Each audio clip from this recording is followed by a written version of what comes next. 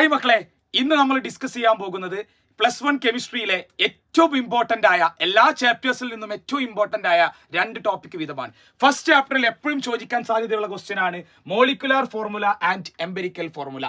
പിന്നീട് നിങ്ങൾ പഠിക്കേണ്ടത് മൊളാരിറ്റി ആണ്. സെക്കൻഡ് ചാപ്റ്ററിൽ പഠിക്കേണ്ട രണ്ട് പ്രധാനപ്പെട്ട ടോപ്പിക്കാണ് ബോർ മോഡലും ക്വാണ്ടം നമ്പറും. തേർഡ് ചാപ്റ്ററിൽ പ്രധാനമായും നിങ്ങൾ പഠിക്കേണ്ട രണ്ട് ടോപ്പിക്കാണ് പീരിയോഡിക് പ്രോപ്പർട്ടീസ്. അതിൽ 5 ഇമ്പോർട്ടന്റ് ആണ്. 1 atomic size, 2 ionic size, 3 ionisation enthalpy, 4 electron gain enthalpy, 5 electron negativity. പിന്നെ ബ്ലോക്കുകൾ SPDF ബ്ലോക്കുകളുടെ പ്രോപ്പർട്ടിയും നിർബന്ധമായിട്ടും അവിടെ നിന്ന് പഠിച്ചു വെക്കണം. നാലാമത്തെ ചാപ്റ്ററിൽ ഏറ്റവും ഇമ്പോർട്ടന്റ് VSEPR തിയറിയും അതിന്റെ സ്ട്രക്ചേഴ്സും, മോളിക്കുലാർ ഓർബിറ്റൽ തിയറിയും അവിടുത്തെ കോൺഫിഗറേഷനും.